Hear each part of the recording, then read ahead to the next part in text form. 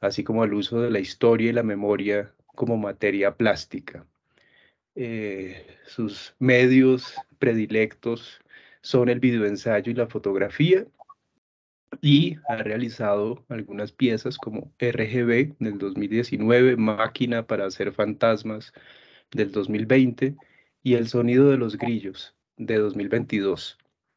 Así que con esta presentación, que creo es bastante sugerente para todos nosotros y nosotras, no me queda más que darle la bienvenida a Juan David y de antemano agradecerle por acompañarnos. Así que, bienvenido, Juan David. Muchas gracias. Julio, muchas gracias a ti, a la universidad por la invitación, a todos los asistentes y las asistentes por esta acogida. Estoy muy contento de estar acá. Por favor, confírmeme que me están escuchando. Muy bien. Listo.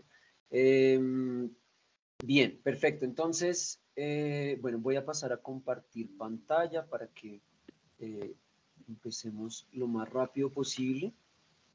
Y avísenme también cuando estén viendo la pantalla, la presentación, si ya está, cuando la estén viendo. Sí, está Perfecto. mirando. Listo, perfecto. Entonces, bien, Julio, entonces muchas gracias. Voy a dar inicio entonces a la presentación. El día de hoy, digamos que, bueno, me siento muy honrado de poder abrir este ciclo de conferencias que van a estar, digamos, sucediendo a lo largo de esta nueva temporada de Pa' Vivir. Bien, el tema que voy a abordar aquí, digamos que me parece interesante que parta del inicio porque voy a tratar de hacer o empezar con una pequeña reconstrucción histórica de la fotografía análoga de alguna manera, y desde ahí empezar a pensar en cómo hay una vinculación o una ruptura o unas continuidades con las imágenes digitales, particularmente las que tienen que ver con las redes sociales y cómo esa producción de imágenes puede generar nuevas ideas o puede transformar las dinámicas que tenemos sobre la comprensión de justamente la producción de imágenes o, digamos, su cambio y su inmersión dentro de la sociedad. En ese sentido, para eso he nombrado, digamos, a esta conferencia de Daguerre a Be Real, que es, digamos, del inicio de la fotografía a lo que creo que es lo más vigente y lo más actual, y sobre todo tratando de pensar en el tiempo, pero en un tiempo muy particular, que es el tiempo de producción de las imágenes. Entonces, desde ahí empiezo y vamos a ir empezando a hacer como un poco un recorrido que también tiene que ver justamente con una premisa, y es, selecciono a Daguerre y selecciono a Be Real por una razón, y es que ambos tienen una pretensión sobre la realidad. Y eso desde la fotografía, y eso me permite empezar la conferencia con una cita de Susan Sontag que me parece clave para lo que estamos pensando aquí, y es la siguiente: las fotografías no son un modo de apresar una realidad que se considera recalcitrante e inaccesible, de imponerle que se detenga, o bien amplían una realidad que se percibe reducida, vaciada, perecedera, remota. No se puede poseer la realidad, se puede poseer y ser poseído por imágenes. Esta cita me parece altamente sugerente y me parece que es un muy buen lugar de inicio porque nos permite de alguna manera trabajar sobre, digamos, una idea más amplia, que es cómo la fotografía logra o no representar o tomar de la realidad algún fragmento. Esto ya ha sido discutido a lo largo del siglo XX prolongadamente, y distintos autores y autoras han, digamos, se han extendido pensando sobre este tipo de imágenes. Sin embargo, permítanme devolverme un momento e ir hasta esta imagen, que es una de las imágenes más conocidas de Louis Daguerre, que es del Boulevard de Temple en París. Esta imagen es icónica y esta imagen es muy importante para la historia de la fotografía por varias razones. La primera es que, a diferencia de la fotografía inaugural, digamos, de la historia de la fotografía, que es esa primera foto que también es como de una calle, pero que tiene muy baja resolución, esta foto tiene una característica, y es que es un lugar reconocible. Es uno de los primeros daguerrotipos de los que tenemos pues datación, Y en ese sentido tenemos una particularidad y es que también conocemos la historia de esta imagen y es que tiene un tiempo muy, muy prolongado de captura. En la fotografía, para aquellos o aquellas que no están tan, digamos, familiarizados con la forma en la que se hace captura de imágenes, hay unos tiempos, una serie de tiempos donde el lente obtura, abre, y en el tiempo que abre, la luz entra y se, digamos, queda registrada. Esta imagen, por ejemplo, se hizo durante 15 minutos, por eso no tenemos absolutamente rastro de movimiento alguno, digamos que es muy lento como entra la luz aquí, y de lo único que tenemos registro, en cambio, es de esto que hay acá. Este detalle que tenemos acá, que es, digamos, lo que parece una persona limpiándole las botas a otra, en realidad es, y luego, digamos, haciendo la recopilación de qué es lo que ocurre con esta imagen, en realidad son dos actores que simulan esto y se quedan completamente quietos durante los 15 minutos que tiene que ser, digamos, la captura de esta imagen. Eso nos lleva a entender en primer lugar que hay una gran distinción ya de entrada con el daguerrotipo y con las imágenes de hoy en día que iremos retomando, pero que vale la pena mencionar y es los tiempos de captura son supremamente prolongados. Es decir, si queremos hablar de tiempo en la fotografía, uno de los cambios fundamentales que ocurre en eso tiene que ver con los tiempos de exposición, pero digamos, podríamos decir, ¿eso qué tiene que ver con esos tiempos y por qué ocurre de esta manera? Bueno, la cámara oscura, que es el principio básico de la fotografía, digamos, una cámara con un espacio oscuro completamente negro en el que no entra nada, tiene una pequeña abertura por el que entra la luz. Esa abertura después quedará aquí registrada por medio de algún medio fotosensible, vamos a llamar. En ese sentido, hay una cosa muy importante que tiene que ver con la fotografía acá y que es parte fundamental de la idea que quiero señalar y que quiero que sigamos dentro de esto, y es que la fotografía de alguna manera implica que la luz que emite este objeto que está acá, que las partículas de luz que de alguna manera tocaron este objeto, fueron rebotadas y entraron dentro de esta cámara oscura para luego quedar registradas. Hay una conexión directa con la realidad, vamos a decir, ¿listo? Es decir, estas imágenes que están acá, la luz que rebotó y que quedó dentro de esta fotografía, tocó efectivamente este techo que está acá, estas personas que están acá, ese rebote de luz existe y por tanto hay una conexión directa de esa luz con esa imagen, así como con, digamos, estos actores, y así como podría pasar con una imagen teórica que nos imaginemos en la cabeza, donde incluso, por ejemplo, en un retrato, y ya vamos a ver el ejemplo,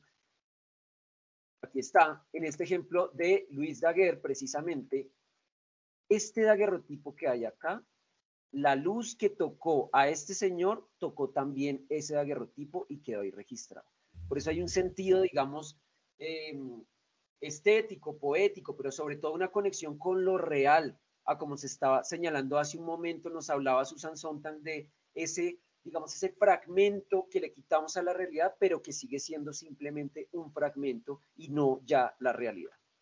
Bien, en ese sentido quiero señalar una cosa y es que estos tiempos, volvemos, son supremamente prolongados y requieren todo un montón, digamos, de aparatajes y de sistemas que permiten tomar ese. Uno muy importante, la cámara oscura, por supuesto, y luego, digamos que vendrán otros que permitirán que se dé esa relación con la imagen para que quede registrada.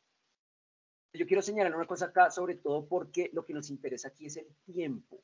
Y vuelvo al tiempo para señalar una cosa, y es que era tan difícil hacer estas imágenes y que no quedaran movidas, además de costoso, porque tener una placa como esta era supremamente costoso, muy pocos lo podían tener, implicaba que empezaron a utilizarse artefactos como estos, en los cuales tenían que sostener el cuerpo de las personas para el tiempo prolongado o prolongadísimo que tenía que estar. El retrato hoy en día dura milésimas de segundos, mientras que en ese momento teníamos que tener una exposición muy, muy prolongada. Tan es así que teníamos que tener aparatos que nos permitieran sostener a estas personas. Ahora, ¿eso a qué nos lleva? Claro, habría una ruptura y decimos en la fotografía análoga, como la conocemos, el rollo permitiría de alguna manera tomar y registrar, por ejemplo, como ocurre acá, un autorretrato de esa imagen también en muy pocos segundos. Por supuesto, permítanme hacer unos saltos temporales grandes y pasar de uno a otro de alguna manera, señalando, por supuesto, una serie de avances tecnológicos, pero para seguir la idea del tiempo. Y aquí nuevamente se transforma la materia tiempo que nos interesa para lo que queremos señalar. Y es que aquí el tiempo entonces empieza a aparecer de otra manera, ya no en tiempos de 15 minutos, 10 minutos, 20 minutos, 30 minutos, sino en fracciones de segundo. Pero, ¿qué es lo que ocurre? Las imágenes o este tipo de imágenes análogas aún así implican una serie de procesos que son prolongados, son largos. El revelado del rollo, digamos, la exploración del negativo, el secado del negativo, luego cuando se lleva a la ampliadora se revisa, se hacen pruebas, se hacen muchas pruebas. Si alguien aquí de los asistentes o las asistentes ha estado en laboratorio sabe que el proceso para sacar una copia de una imagen es muy largo y luego tenemos que ser muy rigurosos con el tiempo, en los tiempos que nos pide estar dentro del revelador, el baño del paro y el fijador, y luego el jugado y su secado. Es decir, aquí nuevamente tenemos unos tiempos muy prolongados a la hora de hacer imágenes. Entonces, no por la transformación tecnológica necesariamente se pierde esos tiempos prolongados y esa dificultad que hay a la hora de hacer imágenes. Ahora, vamos a decir una cosa y es, hay otro elemento que es importante dentro de esto y ya me voy a remitir a una nueva cita para decirlo y es, existen unas imágenes, es más bien, las imágenes análogas que son plasmadas dentro de un papel tienen una naturaleza particular y es que son guardadas y atesoradas. Estas imágenes normalmente de un ser querido que reposa en el álbum, que reposa en el, puede ser baúl de fotos o en la mesa de noche o colgado en la pared, tienen una gran importancia como los objetos que son justamente eso, objetos que están ahí. Entonces aquí quiero hacer y remitirme, señalar una cosa y ir hasta Byung-Chul Han, que señala una cosa en este texto en el que habla sobre las imágenes y señala cómo las imágenes son cosas. Dice, no pocas veces las guardamos cuidadosamente como una cosa querida. Su frágil materialidad la expone al envejecimiento, a la decadencia, nace y sufre la muerte. Y aquí quiero hacer, digamos, un close-up, vamos a decir, de esta imagen que vimos anteriormente y es que está completamente degradada o ha empezado a degradarse por el paso del tiempo y por el paso de la intemperie. Hay, digamos, una transformación de esta materia nuevamente en el tiempo. Aquí entonces pasamos de una imagen que es atesorada, pero que nuevamente decimos sufre la muerte o sufre la decadencia. Bien. ¿Y qué pasa con el cine? Pues lo mismo, precisamente. En el cine es materia, nuevamente lo que ocurre acá. El negativo o la película que se proyecta, los rollos de film son materia. Y esta materia sufre, digamos, el paso del tiempo, sufre la intervención. Aquí vemos una imagen de Eisenstein justamente haciendo un recorte sobre la imagen directa. Es decir, a su vez pidiendo el tiempo particular que tiene esta imagen, ¿cierto?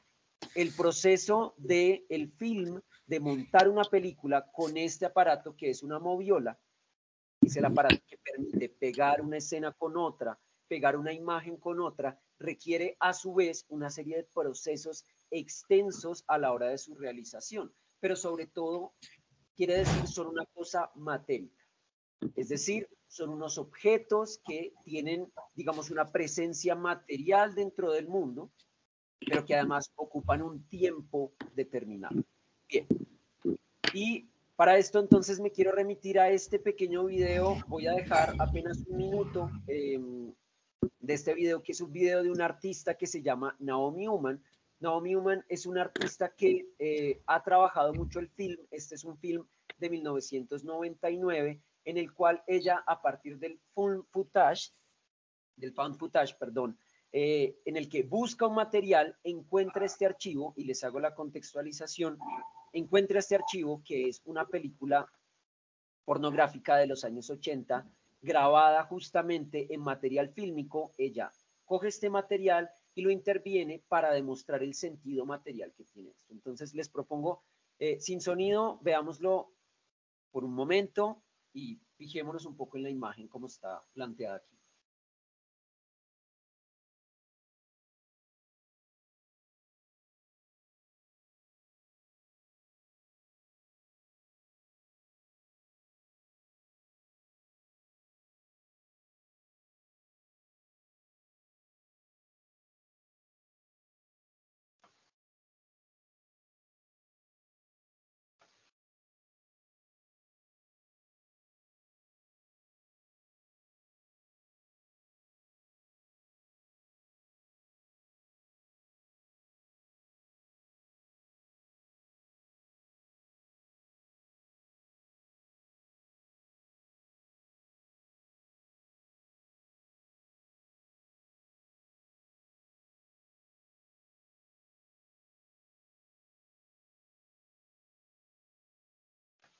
Bien, para un segundo acá y mientras hablo la voy a dejar que corra.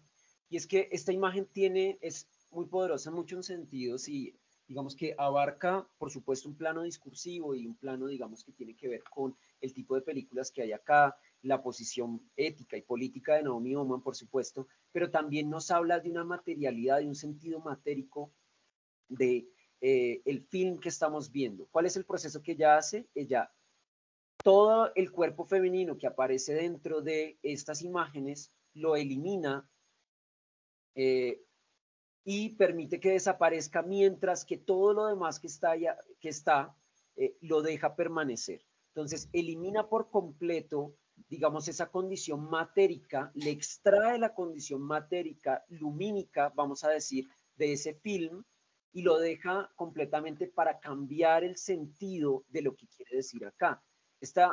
Digamos, esta pieza es muy poderosa, no solamente porque es una pieza que nos habla desde un poder, digamos, de la imagen como materia plástica, sino que a su vez discursivamente nos cuenta y nos narra desde la objetualización, y nuevamente es decir, el proceso que ella está haciendo revela en sí mismo no solamente el tiempo que hay en el film, que hay en el, digamos, material fotosensible, sino a su vez cómo hay un desgaste de esta imagen que, digamos, revela su condición matérica. Pero, ¿y qué pasa con ese rompimiento cuando hay la aparición de la cámara digital? Entonces, nuevamente me doy una licencia y es hacer un gran salto temporal para llegar a las imágenes digitales. Y esta es una publicidad que se hizo muy famosa, es una publicidad de Canon con su PowerShot S100 y es una de las primeras cámaras digitales más portátiles que mejores imágenes podía tomar. En ese sentido, permite una cosa y es que la incursión de la cámara digital transforma la manera en la que nos relacionamos, ya no con el objeto, digamos, el soporte que es físico, sino que este ya es un soporte digital. Por tanto, tiene una transformación en sí misma que rompe y que tiene una ruptura con la manera en la que entendemos la imagen. Ya no hay una relación integral aquí de la luz que lo atraviesa y del objeto que es fotografiado, sino pasa a ser una intervención de un programa que codifica. En ese sentido, permítanme remitirme a Chulhan nuevamente y decir, la fotografía digital no es una emanación, sino una eliminación del objeto. No tiene un vínculo intenso, íntimo y libidinal con el objeto. No profundiza, no se enamora del objeto, no lo llama, no dialoga con él. No se funda en un encuentro único e irrevocable con el objeto. La visión se delega en el aparato. La posibilidad del posterior procesamiento digital debilita el vínculo con objeto. Es decir, de alguna manera, la posibilidad de procesamiento, pero también la conversión de esto que solía ser un objeto que nos permite tocarlo, ser tocado, ese objeto que ha sido atravesado por la luz, mediado por un proceso técnico, ha cambiado completamente porque ya no está hablando de ese objeto, ya no se remite directamente a ese objeto, sino su naturaleza cambia. ¿Cambia a qué? A información. ¿Y cómo ocurre esto? Resulta que la cámara digital que habíamos visto antes, donde está el objeto y se refleja por el otro lado, ya no ocurre de la misma manera. Antes lo teníamos hasta acá, ¿verdad? Es decir, tenemos la óptica, tenemos la flor y atraviesa desde acá para representar ese objeto. Ya no. La imagen ya no tiene un referente directo con la realidad, sino justamente puede tener fallas y tiene fallas por el proceso que ocurre, que es un proceso de transformación en dígitos. Su transformación de referente como objeto a su transformación como información hace que cambie su propia naturaleza y su dimensión temporal de ser tomada en un segundo y poder ser enviada en cuestión de segundos, naturalmente. Entonces, ¿qué es lo que tenemos acá? Que esta transformación en dígitos binarios, en información, en código, no solamente es una cosa, digamos, inaccesible o que hace el sistema operativo de una cámara, sino por el contrario, es una cosa a la que podemos acceder. Entonces, les muestro esta imagen. ¿Qué es esta imagen? Esta imagen es simplemente, cogí esta foto que teníamos acá atrás, le cambié su dígito de JPG a .txt y la convertí en código, digamos, alfanumérico. ¿Listo? Así se ve esta imagen de manera alfanumérica, lo transforma completamente. ¿Por qué? Porque el referente aquí ya no es la luz se pierde, hay una ruptura total con el referente del objeto puntual. Aquí pasamos a tener es un objeto que empieza a ser ya no objeto, sino, digamos, en los términos de Chulhan sería una no cosa que es, o más bien no es otra cosa que información y datos. En ese sentido, la naturaleza de la cámara digital cambia la forma en que la obturación, el tiempo, ya no solamente es breve en la captura, sino que es breve en su codificación y su comprensión, pero además tiene un rompimiento temporal completo. El referente con ese fragmento del que nos estaba hablando hace un momento Susan Sontag se pierde por completo porque ya no logra, o digamos también podríamos señalar a autores como André Bazin en ¿Qué es el cine?, donde nos dice que se extrae un fragmento de la realidad. Aquí ya no. Aquí ya hay un rompimiento con esa imagen, es decir, hay un referente, hay una, de alguna manera, una reminiscencia de ese objeto, pero esa información se pierde en tanto se convierte únicamente en información. Y esto me remite entonces y me permite llegar hasta Flusser, y Flusser nos va a decir dos cosas que me parecen fundamentales para entender hacia dónde quiero llevar, digamos, la idea que hemos tratado de sostener desde el principio, y es que las máquinas, nos va a decir, las máquinas trabajan, extraen los objetos de la naturaleza y los informan, transforman el mundo, pero los aparatos no trabajan en ese sentido, no tienen la intención de cambiar el mundo, sino de cambiar el significado del mundo. Su intención es simbólica. Y recordemos que Flusser, cuando comienza a pensar en la imagen y cuando trabaja desde el sentido que le da a la imagen, señala como, digamos, un nuevo lenguaje que se puede empezar a generar y unas nuevas convenciones que hay dentro de esto, pero con unos riesgos que puede tener este sentido a partir de la aparición de los aparatajes y de la transformación simbólica que puede tener justamente en este rompimiento que yo, digamos, quiero señalar e identifico aquí en la cámara. Este aparato, el aparato cámara digital, nos permite una transformación y la intención, el cambio aquí, a pesar de que Flusser lo estaba pensando no solamente en, digamos, la imagen justamente, porque en la fotografía en Flusser puede seguir siendo análoga, pero aquí es aún más radical. El sentido que se está dando aquí tiene que ver con un cambio simbólico, pero ya no solamente en el lenguaje que se está dando, sino justamente en la intención simbólica informativa. Aquí se convierte en información.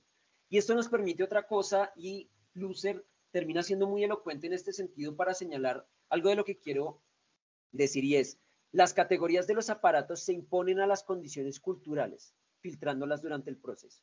El resultado es una cultura de masas uniforme producida por los aparatos. Ahora, ¿cuál es esa cultura de masas representada por los aparatos? Que representada, no, producida por los aparatos, discúlpenme. Es más bien algo como esto, puntualmente.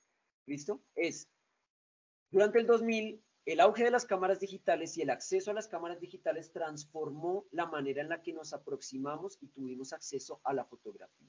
La fotografía se convirtió en un fenómeno de masas que permitía que las personas de todas partes pudieran tomarse fotos a sí mismos y se autorrepresentaran a partir de estas imágenes. MySpace, digamos, esta red, una de estas primeras redes sociales que permite empezar a compartir imágenes, va a plantearnos una cosa, y es que aquí se produce como resultado de esa cultura de masas, producto de los aparatos, vamos a decir de alguna manera, una transformación de la autorrepresentación que tenemos aquí. ¿Listo? Y esto tiene un momento aún más radical, y nuevamente les pido permiso para hacer otro salto temporal, guiándonos que tenemos la cámara digital como referente y como hito de un cambio de la cultura de masas, según lo que nos dice Flusser, a partir de las imágenes.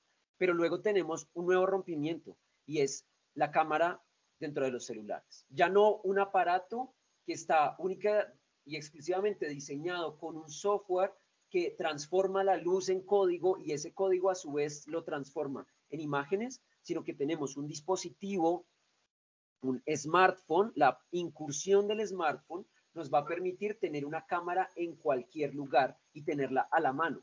Pero particularmente me interesa que pensemos en uno, y es en el de la selfie. ¿Listo? La cámara frontal nos permite cambiar la experiencia como la hemos visto. Aquí veíamos antes, hay una relación con el espejo, una relación de la cámara con otro dispositivo óptico. Aquí ya no. El dispositivo óptico es el reflejo de nosotros mismos y constituye lo que un poco permite esta cultura de masas, que es lo que podríamos empezar a llamar acá como una cultura de la selfie, y una cultura que tiende a buscar la autorrepresentación de manera permanente. Bien, en ese sentido, me interesa una cosa de esto, y es que nuevamente a decir, miren aquí frente a la imagen que habíamos visto antes, donde el dispositivo fotográfico estaba acá y teníamos una imagen de Vivian Maier en la parte de acá, la fotógrafa que tiene la cámara acá, tomándose una selfie. De alguna manera, esa selfie atraviesa un proceso diferente de producción de la imagen a esta, que está mediada por la inmediatez. Aquí el tiempo de la producción de imagen cambia. Y esa es la ruptura que me interesa empezar a señalar, y ver cómo el sentido de lo cinematográfico y de la producción de imágenes comienza a romperse y a cambiar a partir de la naturaleza misma de las imágenes y de los dos dispositivos, remitiéndonos a Flusser, de los aparatos que median este. La aparición de la cámara frontal es parte de eso. Y vamos a decir, permítanme utilizar en este caso a Taylor Swift como ejemplo de MySpace y luego de su uso de la selfie en Instagram. Y es que aquí hay otro elemento que va a hacer que cambie, y es lo que de alguna manera, creo yo, se puede anticipar en la sociedad del espectáculo, ¿cierto? Cuando Guy Debord nos habla de esta sociedad que está, digamos, pensando en esta naturaleza de comunicar, mostrar, donde el consumo reemplaza la experiencia directa y donde el consumo es el eje central de, digamos, esta difusión masiva de imágenes. Esto Guy Debord lo pensaba dentro de la televisión, lo pensaba dentro de la publicidad, pero según creo yo, su experiencia más radical ocurre dentro de las redes sociales, y ocurre a partir de este momento de ruptura en el que imagen ya no hay, digamos, como en el caso de Guy Debord, un emisor que nos permite consumir estas imágenes, es decir, quien proyecta la televisión y quienes la consumen, sino que acá el consumidor y quien la produce pueden ser la misma persona. Y esta ruptura hace que las dinámicas empiecen a cambiar, pero recordemos que se instaura dentro de una forma en que los aparatos van a transformar esta dinámica, y donde la cultura de masas se ve profundamente interpelada por esta lógica de cambio de la imagen. Pero sobre todo por algo más, y es esta naturaleza. Cuando Facebook descubre que hay una interacción entre los sujetos, aquí vamos a llamar esta sociedad del espectáculo, en esta sociedad del espectáculo donde ya todos somos emisores y receptores, esto cambia a partir de estos dos íconos que cambian todas las dinámicas y que van a transformar profundamente dentro de las redes sociales las dinámicas internas de esa sociedad del espectáculo. Y esto es a lo que, digamos, algunos autores van a llamar como esa construcción de una felicidad digital, o esa alegría digital que está planteada desde acá. Nuevamente, la sociedad de la imagen que nos venía planteando Flusser donde nosotros entendemos que esto o esto significa algo, o que por el contrario, esto al revés significa otra cosa, ese código de imágenes del que hablaba Flusser en ese momento cambia la cultura de masas y construye nuevas maneras de entenderlo, pero también nuevas formas de producirla, porque esto nos genera, digamos, una reacción inmediata que va a hacer que las imágenes quieran y empiecen a producirse de una manera mucho más rápida. Aquí la velocidad empieza a ser muy importante. Entonces quiero, digamos, remitirme, ya paso a los ejemplos puntuales, pero quisiera remitirme a, digamos, la categoría de velocidad, como Paul Virilio la pensó en cierto momento, donde la velocidad cambia la forma y hay, digamos, la comunicación contemporánea y sobre todo la información va a transformar la dinámica de cómo entendemos estas imágenes y cómo la velocidad hace que ya no sean tiempos extensos y supremamente largos para producir imágenes, sino que publicamos en masa y publicamos muy rápidamente para poder consumir estas imágenes. En ese sentido, recojamos algunos de los conceptos que hemos visto acá. Felicidad digital, que es o alegría digital, que es un concepto traído de Chulhan, que digamos está en El Enjambre, que está en No Cosas, que está digamos en diversos textos, en La Sociedad del Cansancio. Y tenemos digamos una muestra aquí de cómo cierto personaje puede tratar de mostrar, pero también hay un sentido mercantil en lo que está haciendo, ¿cierto? Tenemos un producto que se vende o un estilo de vida que se vende dentro de estas imágenes. Estas imágenes ya no son simplemente imágenes con una referencia en la realidad, sino que proyectan una información específica que termina siendo mercantilizada. Esa información mercantilizada tiene que ver con las formas en las que Paul Virilio nos estaba señalando esa, digamos, esa fuerza opresiva o destructiva, esa nueva ecología de la comunicación, donde velocidad y tecnología permiten de nuevas maneras empezar a consumir, como Guy Debord lo planteaba desde las imágenes que transforman las relaciones sociales que podemos tener acá. Bien, y pasemos a otra. Entonces, esta sociedad de la imagen nos hace entender, por ejemplo, que este personaje que está acá, que seguramente muchos conocen, tiene y está haciendo acá y es vendiendo un producto, justamente. La imagen acá y estos códigos que empiezan a aparecer acá nos hablan de unos códigos, una forma de lenguaje específica, como lo mencionaba Flusser, para entender el mensaje que se nos comunica, ya no sin decir estoy vendiendo este producto, sino desde la lógica misma de las imágenes.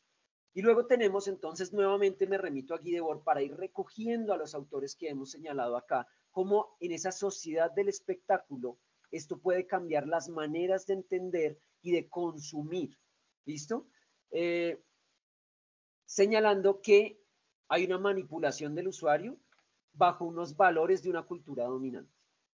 ¿Listo? Entonces, estos valores de la cultura dominante están mediados por medio de un consumo de una producción fotográfica que solo tiene sentido y solo puede ocurrir dentro de un elemento o un medio, un aparato, vamos a decir, que tenga la suficiente velocidad para transmitir información al nivel que se hace en este punto.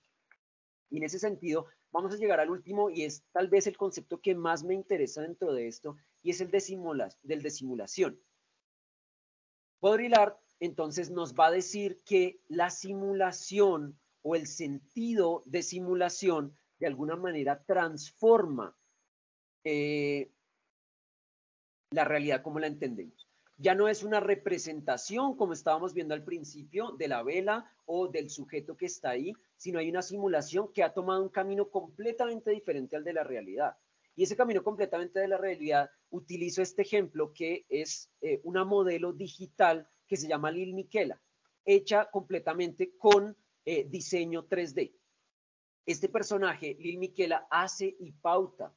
Es un personaje al cual le pagan por publicar y pautar con diferentes marcas, ¿cierto? Ha hecho campañas, por ejemplo, entre otras marcas, con Adidas, y utiliza una ruptura que tiene que ver justamente con la realidad. Esa ruptura de realidad ha tomado un camino completamente diferente y me parece un ejemplo que puede servirnos para entender la simulación que Baudrillard nos está planteando, ese camino divergente que ha tomado, en el cual la tecnología y la sociedad contemporánea han tomado digamos, un camino distinto en este escenario de simulación donde la información y la velocidad son tan importantes. Entonces ya no es simplemente la representación de, o el objeto que es fotografiado, el referente atravesado por la luz, sino más bien empieza a ser una simulación de ese mundo donde se instauran, por ejemplo, esta figura. Esta figura no ha sido nunca tocada por el sol, no ha sido nunca tocado por la luz.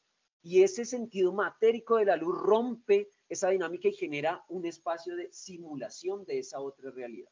Bien, y aquí me voy a remitir a una cosa y es recoger todas estas características. De alguna manera, ¿qué tienen en común estas 4 imágenes que hemos visto acá? Estas imágenes están hechas a partir de una premisa que Ito Steyer en su texto Los condenados de la pantalla va a llamar como el fetiche de la resolución. Dice, se ha hecho de la resolución un fetiche. El culto al estándar de calidad dominó incluso en la producción de cine independiente. Es decir, de alguna manera hemos venido siguiéndolo desde Instagram, pero Ito Steyer reconoce que este concepto de calidad, resolución, ¿cierto? Nitidez, ese sentido de la nitidez se va a volver supremamente importante y tan importante que aún en ese otro cine, decimos o diríamos en ese otro cine, sigue presente esa lógica. Esa lógica de el fetiche de la resolución permanece. La imagen rica, va a llamar ella, en contraposición a lo que está hablando acá, que son las imágenes pobres de las que vamos a hablar al final. La imagen rica establece su propio sistema de jerarquías, cuando al mismo tiempo las nuevas tecnologías ofrecen más posibilidades de degradarla creativamente. Es decir, lo que nos está diciendo aquí Ito Steyer no es no utilicemos los medios que tenemos para intervenir la imagen y transgredirla porque tenemos un fetiche ya no con la resolución, sino un fetiche con el análogo. No. Lo que nos dice Ito Steyer acá es romper con este tipo de imágenes y empezar a degradarlas para poder decir y entender de otras maneras las posibilidades que se abren con la imagen. Pero hemos hecho o hemos intentado hacer este recorrido y permítanme nuevamente hacer un nuevo salto y señalar cómo esto ocurre en el cine. En el cine tenemos 3 grandes fases, que son las fases que nos permiten entender la producción prolongada del cine, porque por supuesto me podrán decir, claro, todo esto es lógico y tiene sentido en la producción de unas imágenes que son hechas para redes sociales, pero existe esta misma lógica dentro del cine donde los tiempos prolongados siguen existiendo. La preproducción, la producción y la postproducción. Que me interesa que no las veamos simplemente como procesos, sino como estadios que pueden tener estas imágenes, estos estadios por los que pasa la producción de una imagen, y nos remitimos a estos para señalar otra cosa. Y es que en el marco de las redes sociales, en el marco de la producción cinematográfica, sigue ocurriendo y ocurre que están presentes los procesos de preproducción, producción y postproducción. Esos procesos han hecho que la imagen no solamente se estandarice por esa cultura de masas mediada por los aparatos, sino que los aparatos han permitido otra cosa, y es que se genera una especialización y digamos un fetiche que tiene que ver con la mejor producción posible de ese contenido que en teoría hacíamos con celulares, pero que pasa a estar atravesada por unas dinámicas de consumo que cambian por medio de la calidad, lo que Ito Steyer va a llamar la imagen rica. Esas imágenes ricas establecen sus propios procesos para crear estas nuevas imágenes que están aquí. Bien, y aquí es donde hay, digamos, un rompimiento y una ruptura total con esto, y es la aparición, o tal vez no, vamos, no lo adelantemos, pero la aparición de esta nueva red social que proponía una cosa que parecía completamente disruptiva, o que invito a que pensemos aquí colectivamente si eso no es completamente disruptiva desde lo que propone, que es que una dinámica. Y es que si estábamos hablando de velocidad y de sobreconsumo, de sobre autorrepresentación y narcisismo, entonces Virreal nos dice, esta aplicación que sale en medio de la pandemia nos dice, usted solo puede publicar cuando yo le diga. Una vez al día le voy a enviar una notificación a su celular para que usted pueda publicar, pero usted solo va a tener 2 minutos para poder publicar. Tiene 2 minutos y en ese tiempo usted tiene que publicar. ¿Qué tiene que publicar? Lo que está haciendo en ese momento. Sea real, es lo que nos dice la aplicación. Y acá nos remitimos a Susan Sontag nuevamente cuando nos dice ese extracto de realidad, y de alguna manera pienso, ¿no será que BeReal de alguna manera se plantea la pregunta desde ese extracto de realidad que tratamos de arrancarle, o de ese pedazo de ese segmento que está en la imagen, para extraer un momento específico de nuestra realidad, sea en el día que sea? Ahora, también nos plantea una regla bastante restrictiva que nos dice, usted no puede ver el contenido de los demás si no publica. Es decir, hay que generar una alimentación si usted quiere ver lo que están haciendo los demás. Es decir, tiene que entrar a la dinámica. Y en ese momento va a poder consumir y ver qué es lo que otros están haciendo. En ese sentido, de alguna manera sí podríamos decir que el sentido de idealización, el sentido de felicidad digital, que está caracterizada por, digamos, esta autoficción, esta narrativa de un universo ideal, de un universo de lo bello, ¿cierto? De un universo de lo rico, de la resolución, podría cambiarse y transformarse a partir de este tipo de aplicaciones que no te permiten subir una imagen, sino que tienes que tomar una imagen en el instante en el que estás. Y no solamente una imagen, sino dos. Volvamos al momento en el que decíamos, no es solamente la cámara trasera, sino la cámara frontal. Como estas dos imágenes, ¿y qué es lo que hace BeReal? Que toma una foto de ambas cosas y pasamos a ver lo que están haciendo los demás de manera simultánea. Y si no lo haces de manera simultánea, te señala que lo has hecho tanto tiempo tarde. Les propongo que miremos algunas de las imágenes que son resultado de alguna recolección que yo he hecho en BeReal. Y diríamos, claro, estas imágenes permitirían empezar a mostrar estas otras cosas que ocurren dentro de la vida cotidiana ya no idealizada, y podríamos decir a partir de estas tres imágenes que efectivamente BeReal logra de una u otra manera tener ese rompimiento y ser real, proponer esa imagen real de la que desde su premisa y su título nos está hablando. Ser real, BeReal. Pero, y vuelvo a Susan Sontag, entonces nos dice, la fotografía implica un acceso instantáneo a lo real, pero los resultados de esta práctica de acceso instantáneo son otra manera de crear una distancia. Poseer el mundo en forma de imágenes es precisamente volver a vivir la irrealidad y la lejanía de lo real. Nuevamente, estas imágenes, como las está viendo Sontag, ese sentido de fragmento, tratan de ser una posesión sobre el mundo, pero no son otra cosa que el artificio de la imagen fotográfica que intenta captar un momento de realidad, pero que no lo puede hacer realmente. Y entonces aquí podemos ver cómo poco a poco en el desarrollo de estas imágenes empiezan a aparecer imágenes que tienen que ver o muestran un universo mucho más asociado a cierto tipo de belleza, cierto tipo de nitidez, cierto tipo de imágenes que podrían estar siendo consideradas como lo que ya veíamos antes. Y entonces esto plantea una ruptura y una pregunta sobre si esto puede o no romper esas dinámicas. Y aquí yo me quisiera aventurar a proponer un postulado, una pregunta o una idea que tengo con respecto a BeReal, y es si ya no esta idealización, y volvamos, esos procesos de simulación, de espectáculo, de sociedad de la imagen y de felicidad digital, si no podría ocurrir que bajo esta ruptura de BeReal que implica tomar una imagen en cualquier momento que la aplicación lo indique, es decir, podría a mí en este segundo llegarme una notificación de BeReal y tener que compartir lo que aquí está ocurriendo, si más bien esta no sería una forma de regulación del comportamiento y ya no habría una regulación solamente en la imagen, sino en las maneras específicas en cómo se produce. A decir, diría, si estos procesos son la preproducción, la producción y la postproducción de imágenes, si la producción la decide la aplicación, el momento de producción y la postproducción la elimina por completo, si no sería posible que entonces haya un control permanente de estas formas específicas, idealizadas, narradas, esta alegría digital o esta simulación por medio de esta decisión de la aplicación que implicaría una preproducción permanente. Y esta es, digamos, lo que me aventuro, y aquí entonces paso a decir una cita propia de algo que trato de pensar y es, ¿qué forma de representación de la realidad construye? En un primer momento podría ser el de la promesa de la aplicación de vivir el momento y ser real, mostrando la vida tal y como se presenta.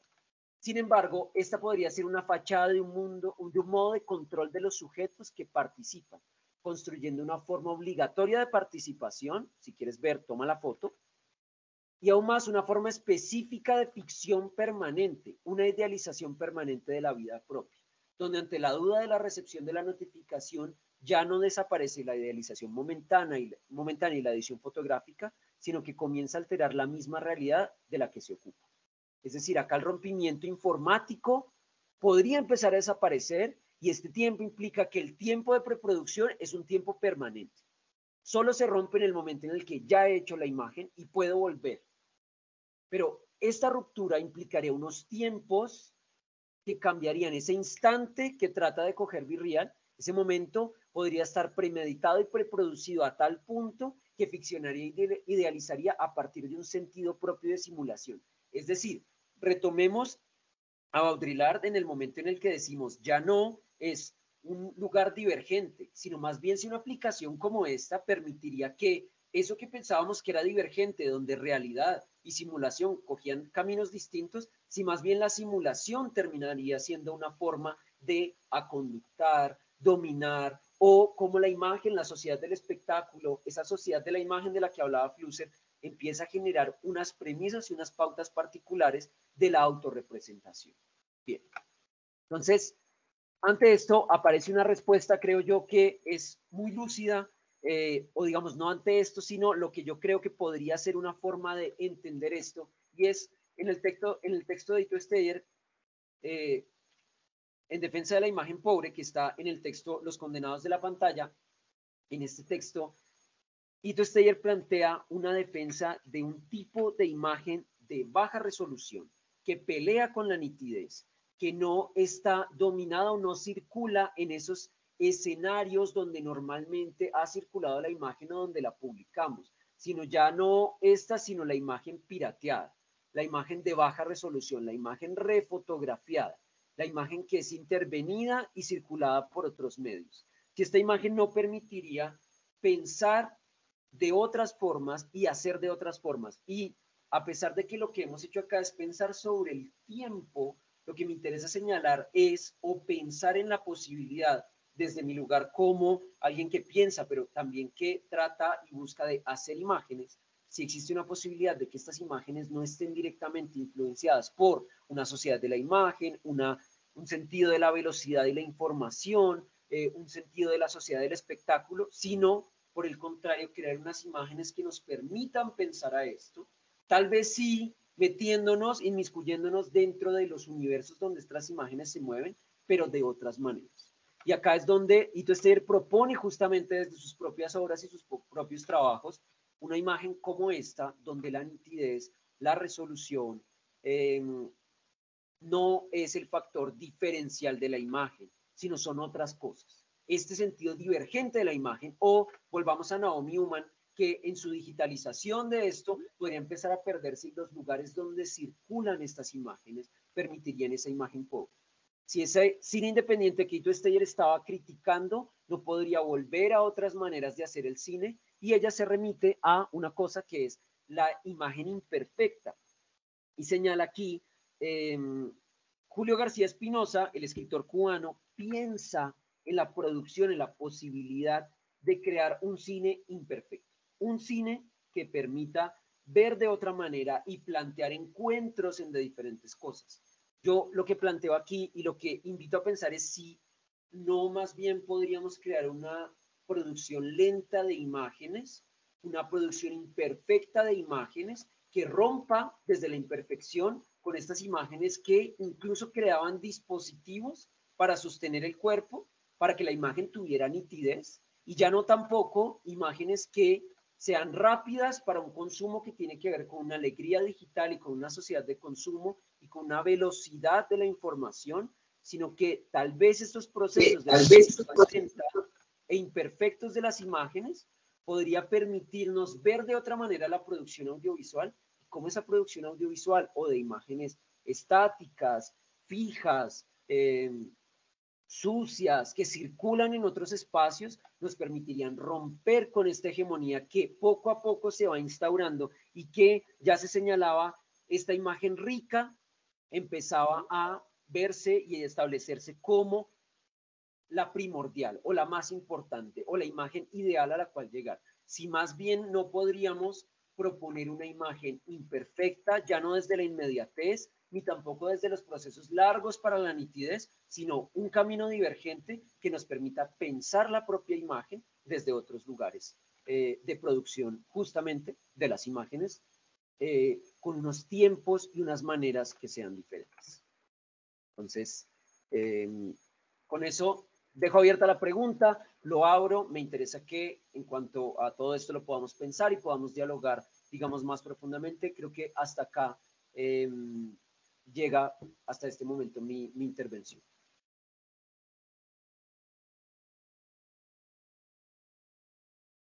Bueno, muchas gracias, Julián.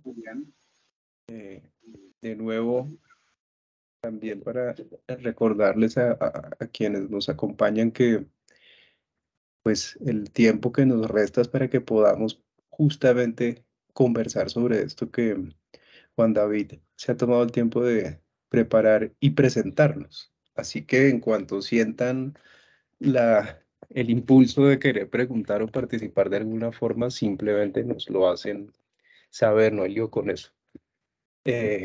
Alguien por ahí que quiera hacerlo, podemos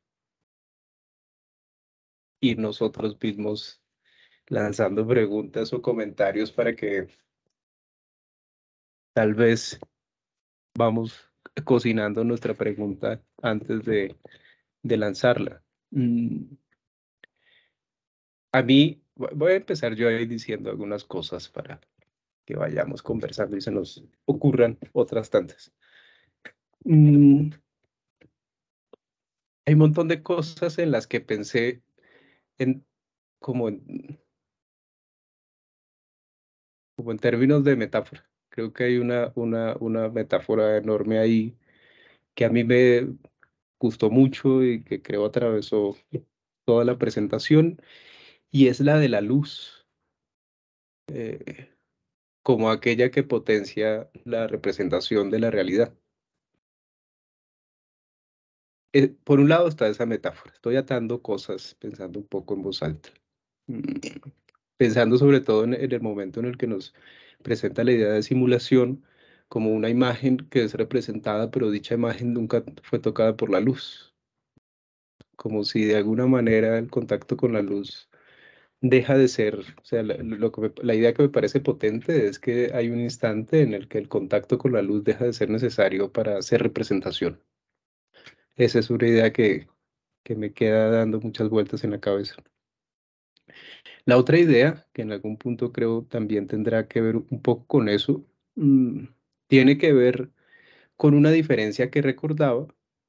Recordé haber leído alguna vez eso de un colombiano, un filósofo colombiano, profe Rubén Sierra, que hablaba a propósito de la fotografía de la diferencia entre el testimonio y el documento.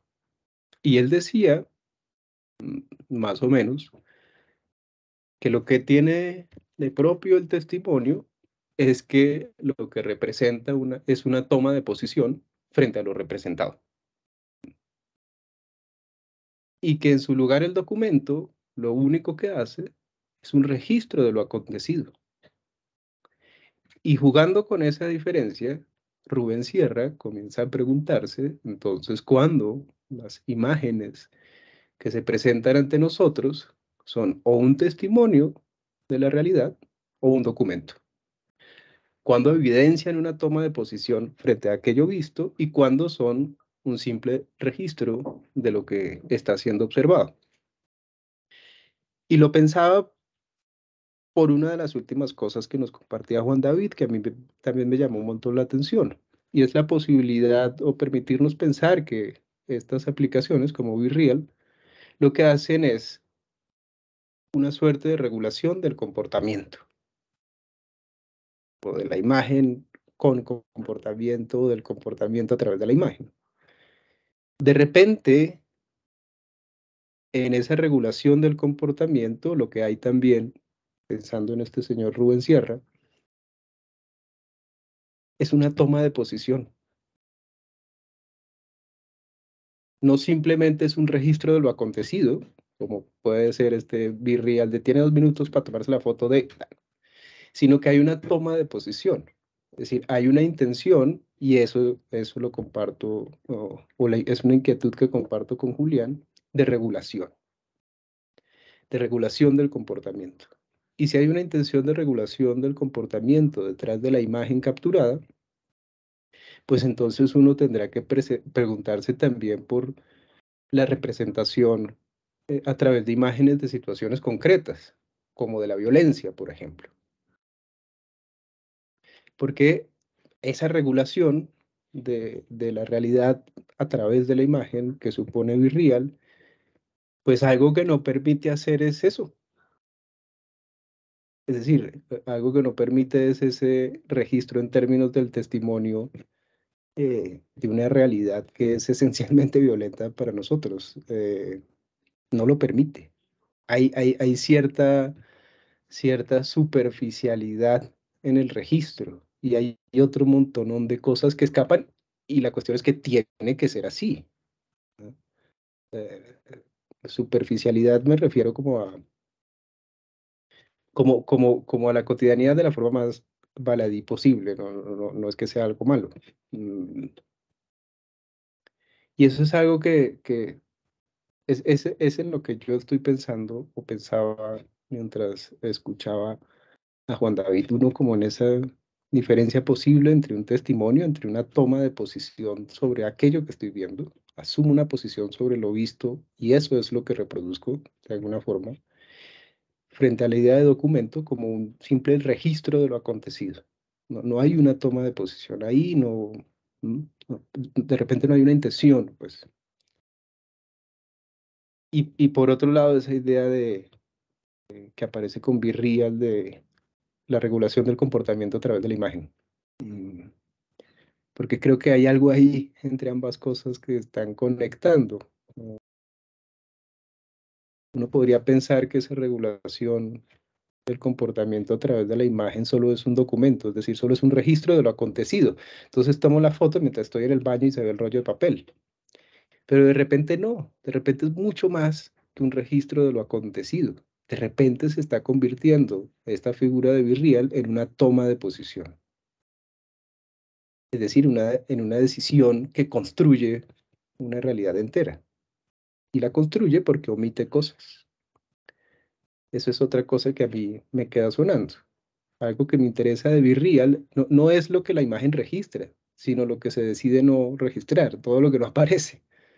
Eso es lo que a mí también me causa curiosidad. Registramos la inmediatez de lo cotidiano, pero como a expensas de un montón de cosas no dichas. Y eso hace que tenga más sentido esa idea de regular el comportamiento. No voy a decir más porque si no sigo hablando y no. Sí, yo quiero decir una cosa frente a eso, y es que ahí es donde creo que uno de los elementos claves y una de las cosas muy importantes que aparecen ahí en esas simulaciones que yo siento que ese rompimiento, y vuelvo a esa categoría que me parece que es muy poderosa para pensarlo, y es como el sentido de simulación ya no es una ruptura, como Baudrillard lo pensaba, ya no es dos caminos divergentes, sino que esa inmersión dentro de una cotidianidad, ese sentido de simulación atraviesa justamente ese instante en el que tenemos que decidir fotografió esto o no. Y es justamente lo que tú dices, Julio, que es qué es lo que se queda por fuera, qué merece o no ser representado, o qué puede estar o no idealizado, o más bien qué muestro y qué no muestro. Y cómo dentro de lo que no muestro, lo que callo, lo que silencio, como parte de esa cotidianidad, construye una simulación específica de mi propia vida, ¿cierto? Es decir, de alguna manera, cómo yo mismo ficciono o simulo a partir de una regulación de esas imágenes que están ahí. Y ahí es donde creo yo que hay un rompimiento total en esa divergencia que ocurría de alguna manera en las formas operativas de producir imagen, por ejemplo, en Instagram, MySpace o Facebook, sino que acá, que por supuesto tienen unas decisiones particulares de qué decido subir y qué no, pero además mediadas por la postproducción, ¿no? Que era ese otro elemento donde hay una postproducción permanente, que corto, que quito. En Virreal no ocurre de esta manera y por eso me extiendo y además me abarca completamente, ¿no? Mira, muy panópticamente mira hacia adelante y mira hacia atrás, mira las dos cosas. Y ahí es donde la simulación me parece que, y yo creo que la conexión que haces, Julio, con una imagen de la violencia, una imagen sobre lo violento, cambiaría las dinámicas de lo que omito y lo que no omito. Que me parece que es potente y da, digamos, por dónde pensar, pero quiero, pues, digamos, como dar la palabra, que veo que hay alguien que ha levantado la mano también. Sí, Jerónimo, creo que es quien tenía la mano levantada. Sí, ¿qué tal? Buenas tardes. Bueno, Julián, gracias por la exposición. Quisiera confirmar algo antes de hacer mi comentario. Tú eres el codirector junto a Juan David Cárdenas y Viviana del Sonido de los Grillos. Sí, Así es. Así es. Así es, listo. Pues quería traer a colación justamente el comentario sobre esa realización audiovisual, porque es una exploración sobre la imagen imperfecta también, creo yo, ¿no? Y también es una exploración y una construcción narrativa desde las posibilidades de un fenómeno que es irrepresentable en sí mismo, que es el fenómeno de la desaparición en el conflicto armado en Colombia. Y pensar en que justamente un contexto como el colombiano, o como muchos, o como lo humano, da cosas que son irrepresentables, experiencias o conceptos que no pueden ser llevados propiamente a la imagen o a la imagen construida cinematográficamente como se ha pensado. Creo que es un asunto muy poderoso de esta discusión y creo que es un asunto muy poderoso en las ciencias sociales también, porque creo que desde las ciencias sociales no hemos comprendido justamente eso, que hay fenómenos tanto irrepresentables como incomprensibles. Desde la representación, que es la racionalidad de la imagen, como desde la misma racionalidad de las ideas, ¿no? Entonces, reconocer eso ya me parece completamente poderoso y pertinente para pensar el cine desde las ciencias sociales. Pero hay algo específico y particular que me llamaba la atención sobre esto último que discutían con Julio, y es, no sé si el problema sea si es una simulación o no, porque finalmente, sea desde la literatura, sea desde la música, sea desde la misma imaginación moral que cada ser humano tiene, todos estamos construyendo simulaciones. Simulaciones en el sentido en el que lo dice Julián. Simulaciones como ficciones de lo que yo narrativamente construyo y creo que es la vida. Entonces, creo que el problema no está si es una simulación o no, sino que creo que el problema es que es una simulación hegemónica. Es decir, es una simulación que está abarcando la totalidad de la sociedad y en último se está produciendo una pedagogía en el espectador y una pedagogía cultural sobre cómo ver y cómo se debe, cómo aplicar nuestra capacidad sobre la imagen, ¿no? Y el problema sobre esa pedagogía hegemónica de la imagen, que es también la que señalas con las redes sociales, pero que en el cine está presente, por ejemplo, con la estructura dramática, esa pedagogía que se estructura de distintas formas en los distintos usos de la imagen, es una pedagogía que disminuye nuestra capacidad de ver imágenes y de escuchar sonidos a un mero trámite burocrático de explicaciones y de sentidos racionales que deben ser encontrados en la imagen. Y por lo tanto la imagen pierde el sentido en sí mismo y pasa a ser un vehículo secundario de las ideas, de los conceptos o de los raciocinios. Y en esa medida creo que también pierde su capacidad la imagen y el sonido, ¿no? Y por eso pues abro la pregunta y es, ¿cómo has pensado tú esto de la pedagogía sobre el espectador?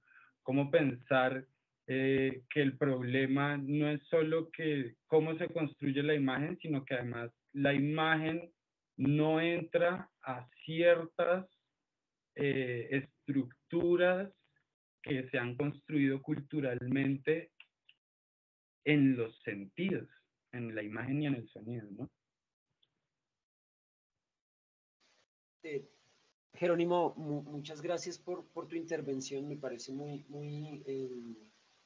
pues muy elocuente y como muy al lugar lo que estás señalando. Y es, bueno, digamos que no practico mucho la autorreferenciación, pero claro, en el sonido de los grillos pasa una cosa y es que parte de la gran pregunta que se hace dentro de la película es cómo representar un fenómeno que es irrepresentable y cómo hacerlo de una manera donde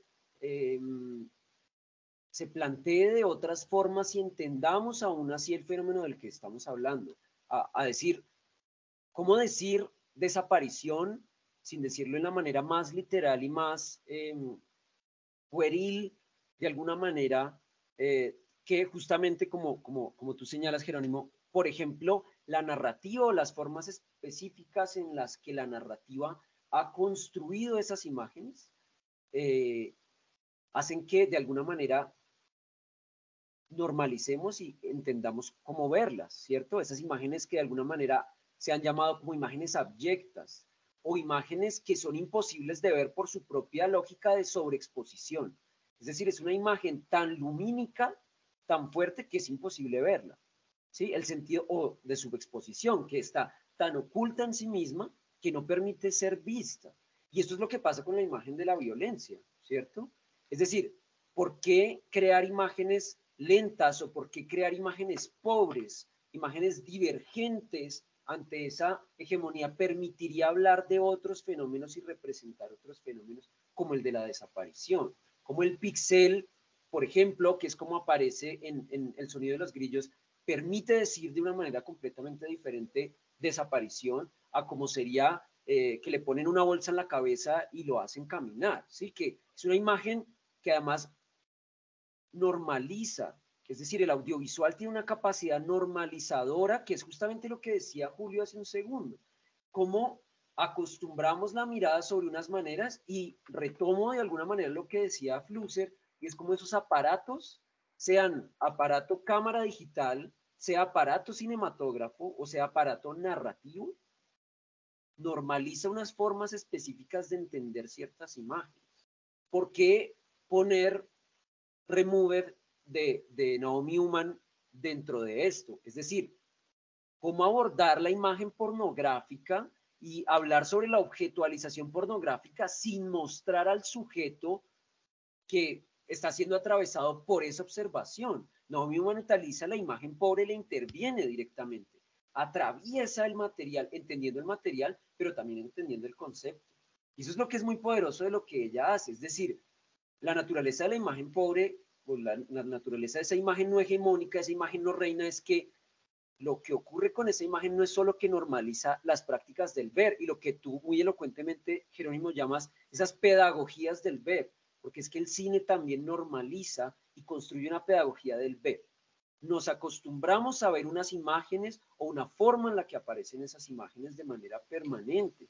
¿Por qué nos hemos acostumbrado a ver cómo aparecen las bombas en la representación más pueril y más banal de lo que es Colombia en Netflix, por ejemplo, ¿cierto? Esa narrativa de la violencia acá y cómo el experimental de alguna manera o el cine no narrativo o ese otro cine permite o nos abre posibilidades de pensar de otras maneras la producción cinematográfica y esa imagen que justamente estaba señalando hace un momento Julio. Me parece muy interesante lo que estás diciendo desde esas formas de representación. Y claro, esa sí es una de las grandes preguntas que perseguía el sonido de los grillos. Muchas gracias, Jerónimo, por traerlo nuevamente aquí, que creo que pues es muy al lugar.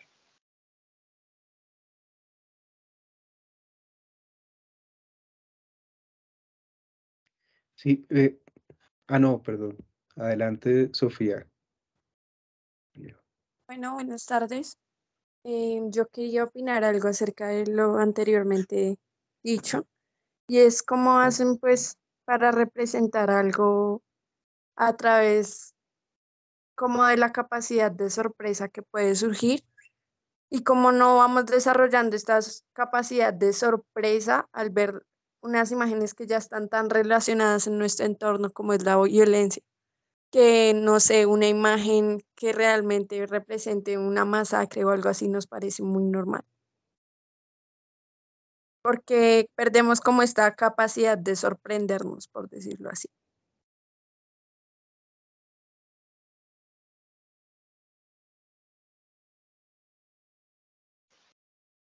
No, claro, totalmente. Es decir, la imagen en sí misma es completamente normalizadora de fenómenos y la sobreexposición de la imagen también nos permite, de alguna manera, esa representación abyecta, entendámosla como esa representación directa, tal cual, de la violencia. Remítanse ustedes, por ejemplo, a la foto del mono Jojoy en la revista Semana el día después de que lo matan. Es una imagen que todos recordamos y nadie puede recordar, porque es una imagen completamente que no se deja ver por la abyección que representa.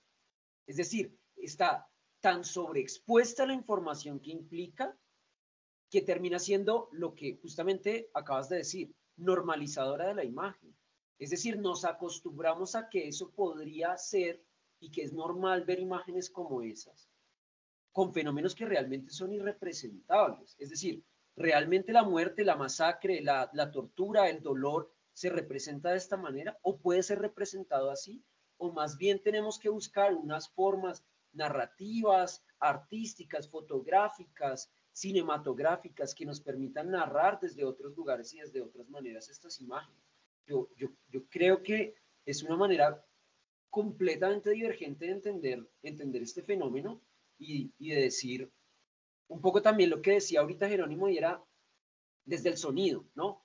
Como, por ejemplo, el sonido nos puede permitir decir otras cosas sobre ese tipo de imágenes o como justamente, y vuelvo, me perdonan la obsesión con el sentido de Flusser, pero es que creo que Flusser habla muy bien de cómo hay una cultura de masas que hace uniforme y que convierte las imágenes, por ejemplo, de la violencia en imágenes que son consumibles y que las entendemos como representables, sin entender cuál es la dimensión más allá de eso, ¿sí? O sea, es decir, el código de alguna manera del que estábamos hablando, esa forma, esa sociedad de la imagen, ¿cierto? Ese código particular con el que se construyen imágenes ya es capaz de decirnos muerte, violencia y sufrimiento de una manera en la que se convierte en normalizadora del mismo fenómeno y lo vuelve ilegible. Uno se convierte ciego ante eso porque ya no entiende, es decir, en un país como Colombia la muerte es representada de una manera en la que está completamente normalizada por la misma producción de imágenes de la muerte, donde la muerte es protagonista. O eso que hemos construido como representación de la muerte.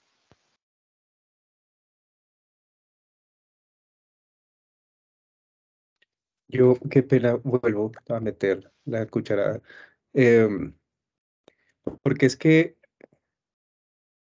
estoy pensando en lo en lo que recién dicen, y es que algo que parece tener como condición el evento violento, cualquiera que este sea, es que su representación, cualquiera que sea, necesariamente transgrede la realidad. Yo no puedo representar una situación violenta tal cual fue. No puedo, no puedo repetir la escena, no. Hay algo en mi propia existencia pues que me impide repetir la escena tal cual.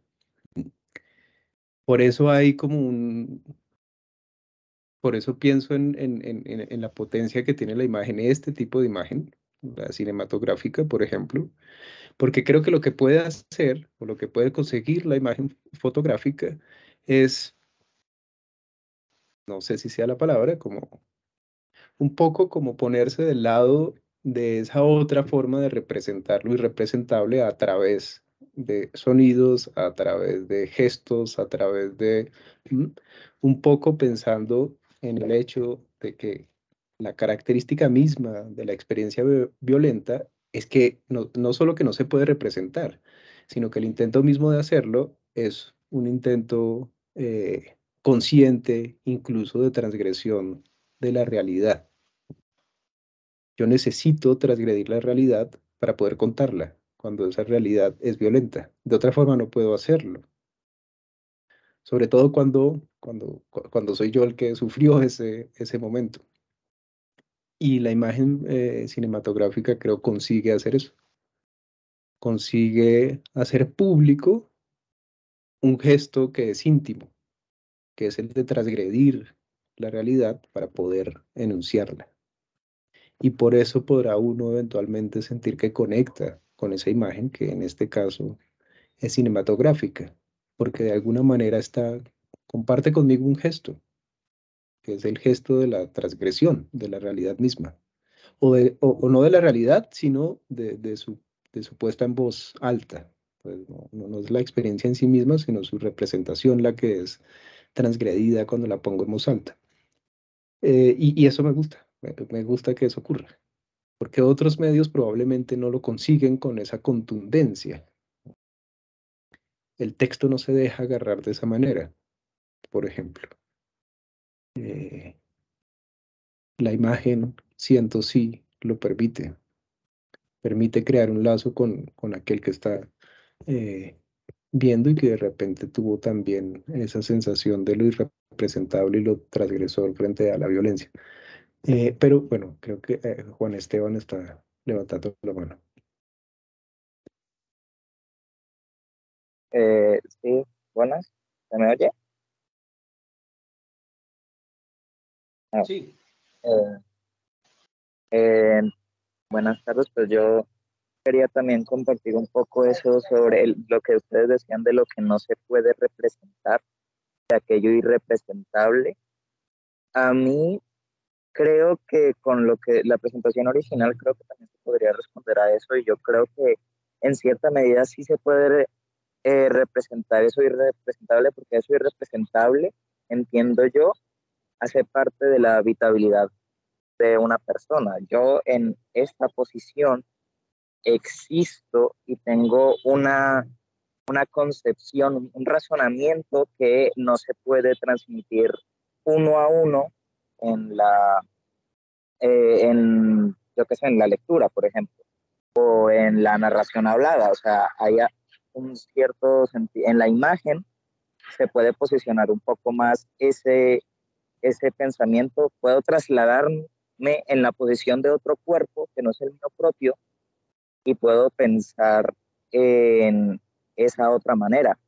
Yo, por ejemplo, pienso en los videojuegos, que en los videojuegos existe el verbo, es una evolución de lo que plantean la imagen que presenta, por ejemplo, el medio cinematográfico. Y en los videojuegos o en las propias redes sociales hay una dimensión extra al simple acto de ver, sino que también actúo en el mundo en que me están posicionando. Y en esa medida yo estoy habitando una realidad que no es la propia, que no es la física en la que yo existo, sino que por así decirlo, transmuto en otro cuerpo, paso mi conciencia a otro cuerpo que no es el mío propio e interactúo en ese medio.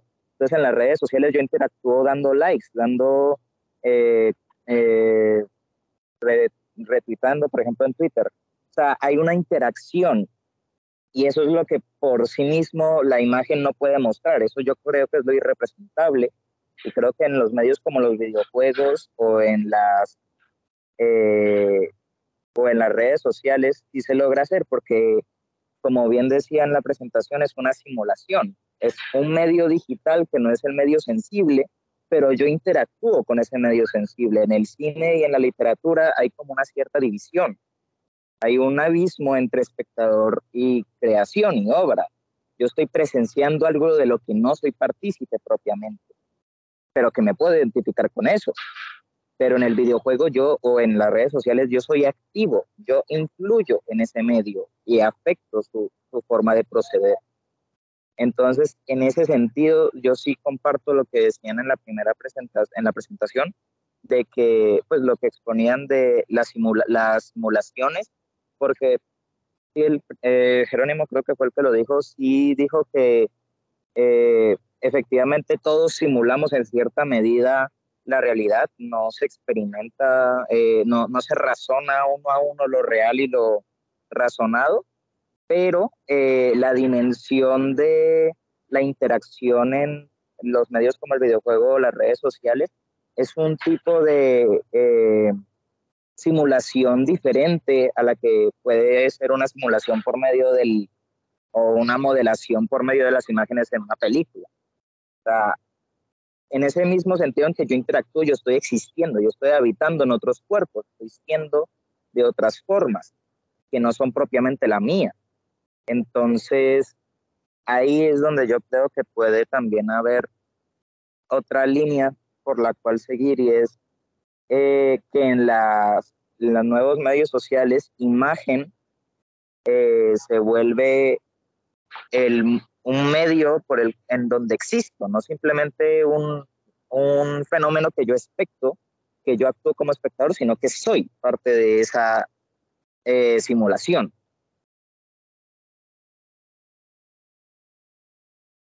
Yo quisiera, antes de dar la palabra a Jerónimo, decir una cosa a propósito de lo que estaba hablando Julio y lo que acaba de decir Juan Esteban, que me parece clave, y es, yo, yo encuentro una relación importante con esto justo, quiero recoger esto justo que acabas de decir al final, y es esto de decir yo soy o yo estoy aquí. En últimas, este sentido de la producción de imágenes en redes sociales tiene mucho que ver con eso, creo yo. Es decir, de alguna manera yo estoy acá, yo digo esto, yo soy quien figura acá. Esa autofiguración que vamos a decir puede tener que ver con unas formas específicas de producir esa información, pero tiene que ver con decir aquí estoy yo, ¿sí? Y creo que ahí hay, digamos, ese sentido de simulación, también puede tener que ver eso con ese yo estoy aquí, yo soy, pero, ¿sí? ¿Cómo? ¿En dónde? ¿En qué contexto? ¿De qué manera? ¿Bajo qué medios? Y ahí es donde el dispositivo creo que, o el artefacto cambia la naturaleza de eso. Y a propósito de justamente los videojuegos, quiero dejar como recomendado un video, digamos un audiovisual, es un corto de 20 minutos que se llama How to Disappear o Cómo Desaparecer. Lo voy a dejar en el chat, está disponible en Vimeo. Realmente creo que es una reflexión fascinante sobre la violencia nuevamente y sobre esas otras imágenes divergentes. Vuelvo a ese cine lento, a ese cine hecho de otra manera, en el cual desde la naturaleza del videojuego se recrea una idea y es todo el video ensayo trata de explorar la idea de desaparecer del juego o desertar. La deserción dentro de la guerra es un crimen de guerra castigado. Pero cuando juegas a la guerra, lo que haces es que tú no puedes desertar en la guerra, porque estás jugando a la guerra. Entonces, este juego trata de hacer exactamente lo contrario. Dentro de la misma lógica del juego, tratar de desertar en el juego. ¿Y qué es lo que pasa? Que muere todo el tiempo. Muere irremediablemente dentro del juego. Y es una reflexión bellísima, me parece a mí, sobre cómo la violencia puede ser representada y un fenómeno como la deserción puede encontrar sentido dentro de eso. La dejo ahí, pero otra vez me remito a otro audiovisual o a otros dos audiovisuales que me parecen muy discientes en la manera como lo estaba mencionando Julio y que calan dentro de esta idea de imagen pobre, esta otra imagen de circulación, esta imagen producida lentamente, esta imagen encontrada, porque digamos Julio ya lo decía al principio, me interesa mucho trabajar con la imagen de archivo, esos otros archivos, esa acumulación de imágenes que ocurren desde otros lugares, y es el trabajo de Jean-Gabriel Pierrot. Y Jean-Gabriel Pierrot tiene por lo menos dos audiovisuales que considero que son majestuosos, también dejo los links acá, y uno es, aunque ella hubiera sido una criminal, aunque ella hubiera sido una criminal, eh, que es hecha con archivo de francés de la posguerra, cuando ganan la guerra y encuentran a, digamos, las colaboradoras nazis. es realmente un video desgarrador y muy poderoso. Y otro texto que se llama 20.000 fantasmas, que tiene que ver con una recolección de archivo hecha con imágenes después de la bomba. ¿Listo? Entonces, lo dejo aquí también, todas ellas representaciones que no necesariamente son representaciones directas de la violencia y que nos permiten, por ejemplo, en la última, pensar cómo la imagen fotográfica o ese efecto de información, de sucesión de imágenes una sobre otra. Recordemos que de una u otra manera eso termina siendo el cine, 24 fotogramas por segundo, 24 imágenes una sobre otra que generan un efecto retiniano. Otra vez, información no es otra cosa sino la información pasando de esa manera, cómo esas imágenes pueden decir otras cosas y ser divergentes del contenido propio desde donde se están haciendo. Tres referentes ahí que creo que sobre la imagen de la violencia y sobre esta propuesta de otro cine no hegemonizador, que permita otras cosas, que ya no sea, o que más bien trate de contaminar estos otros lugares, estos escenarios de producción hegemónicos, cambien sobre esas formas de pedagogías de la imagen.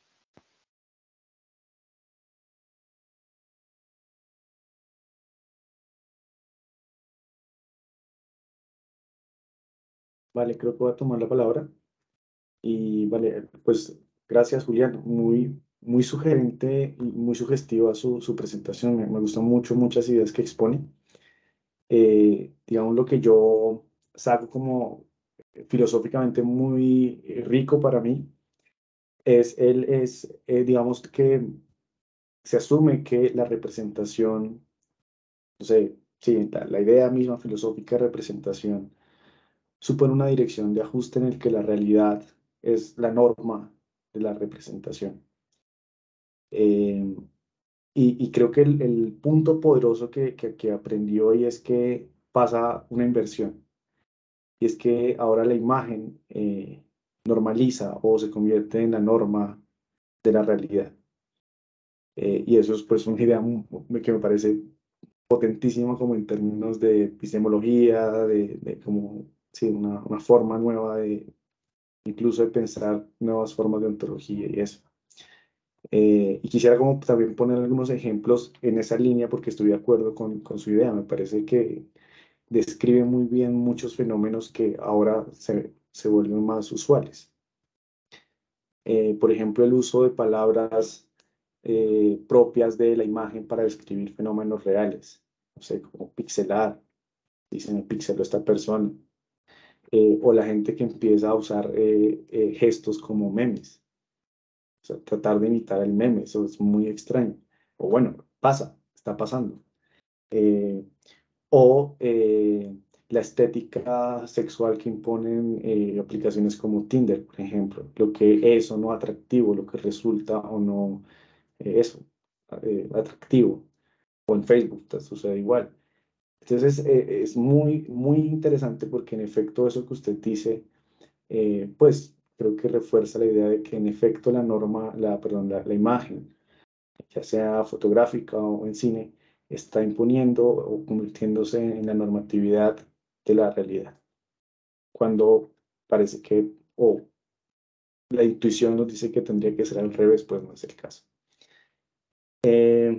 Bueno, y entonces mi pregunta vendría a ser como un poco de cómo resistir ante eso, qué formas de resistencia podemos oponer ante eso.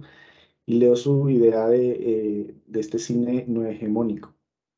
Eh, o estas imágenes de baja calidad, que sean unas formas como de romper el culto de la resolución, como de quitar este fetiche, sí, pues a la resolución, al espectáculo, en fin. Y eso me parece muy interesante. Yo solo quiero aportar una idea adicional que creo que es la idea que tiene pues, Visual Han. Y es más bien que todavía eso seguiría siendo una forma de estar como dentro de la hegemonía de lo visual, es decir, seguir con las imágenes. Pero otra forma, que no es incompatible, tendría que ver con la exploración de pues, otro tipo de los otros sentidos, es decir, con el tacto, con la visión, con eso que él llama la facticidad. con la resistencia que opone el mundo, el tacto, especialmente, que me parece como muy interesante. Y advierte pues propiamente el peligro de que esta cosa, de esta no cosa, se convierta como en la norma y en la hegemonía. Entonces, parece muy como relevante entender bueno, eso, que también advierto el peligro de que hay una hegemonía en lo visual. Como dice Jerónimo, me parece muy acertada esa expresión. Y que esa hegemonía puede estar trastocando la forma en que estamos siendo y categorizando el mundo, además. Es muy potente la idea. Y bueno, ahí para. Gracias.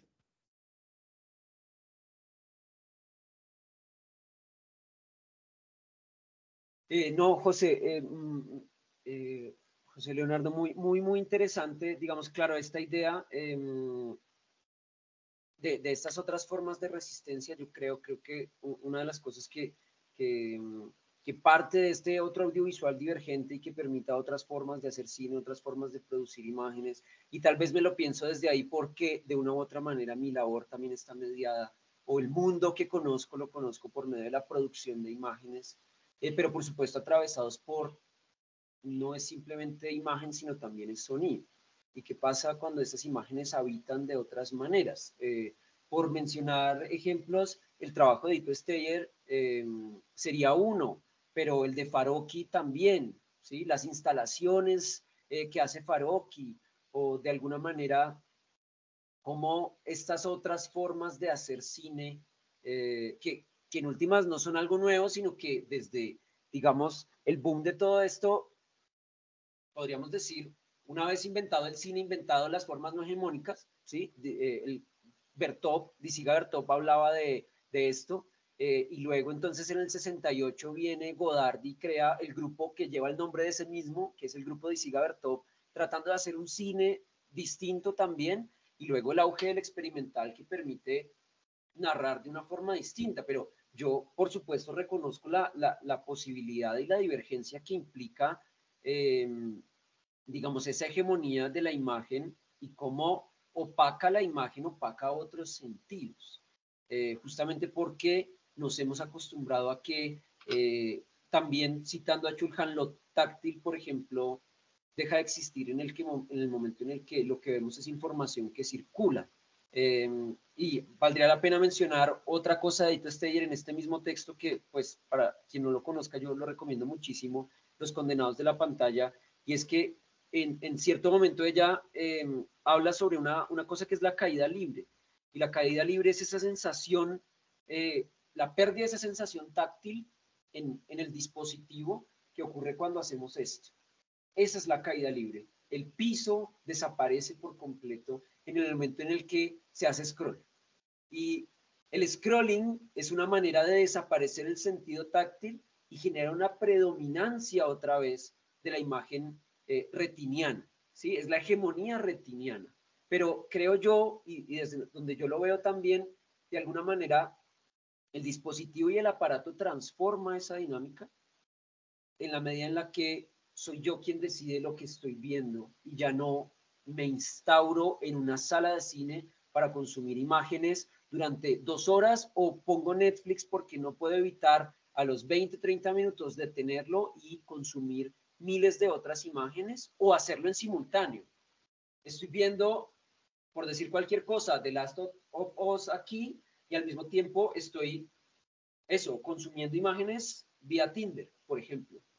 ¿Sí? Y ese consumo retiniano, ultra retiniano, implica que yo ya no consumo una imagen pensada por otro, atravesada por el dispositivo, preproducción, producción y postproducción.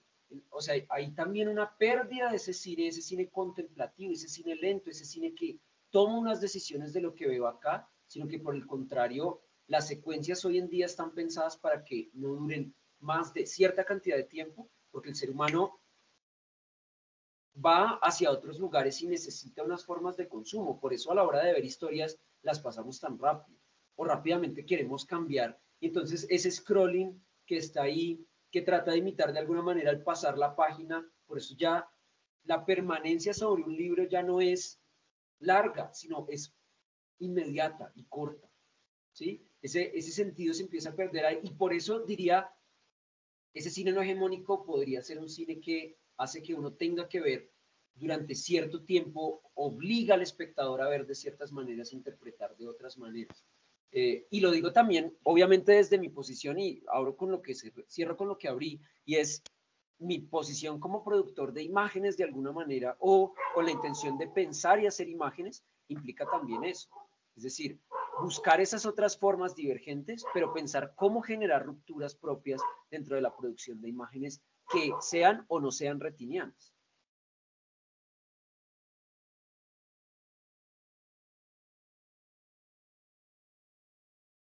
Creo que hay alguien con la mano levantada.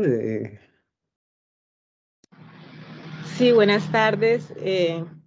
Muchas gracias por este primer tema para, la, para esta temporada de cine y filosofía. Y bueno, quisiera como hacer dos preguntas o dos comentarios. Una primera es acerca de la parte artística y creativa y acerca de la parte técnica y científica, que muchas veces en la mentalidad quizás occidental se diferencian o algunas veces se contraponen, ¿sí? Lo arte o el arte y la técnica.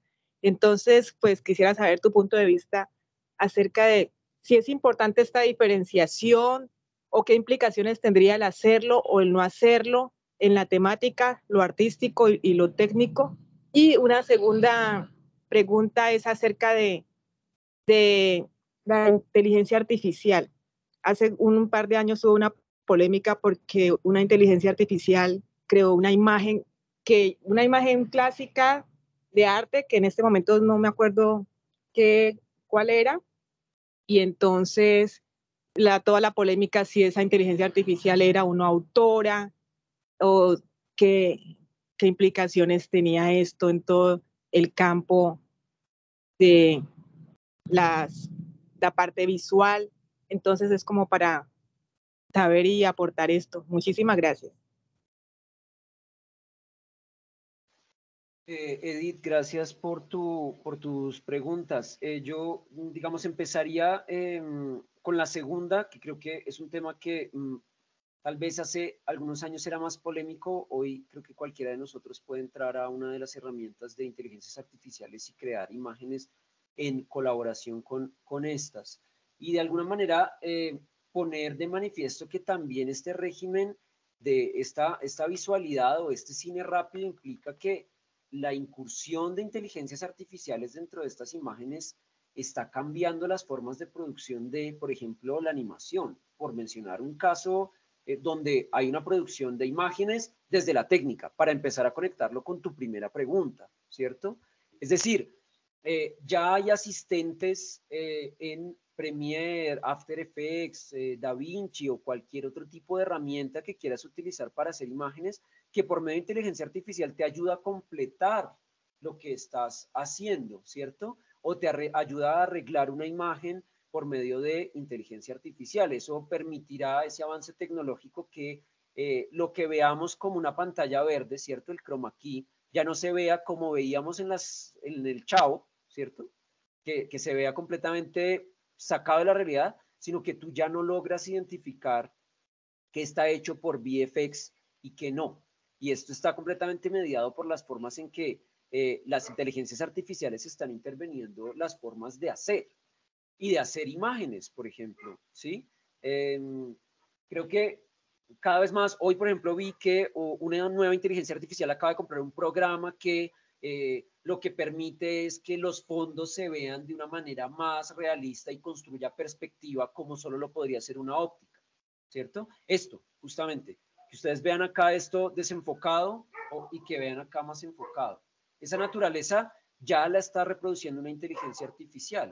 Y ahora, ahí es donde hay que pensar cuáles son los límites de representación, ¿cierto? Y volvemos a lo que habíamos dicho antes y lo que retomó Julio en algún momento, y es, aquí ya no importa porque la producción de imágenes con luz ya no se hace así. Es decir, la imagen que produce una inteligencia artificial no está mediada por un gesto lumínico o por una relación lumínica con lo que atraviesa y rebota sobre esas imágenes, sino por datos, nuevamente. Y eso es justamente donde decimos ese sentido del dato que se comprime, ¿cierto? Cada vez que mandamos una imagen, manden 500 veces la misma imagen por WhatsApp.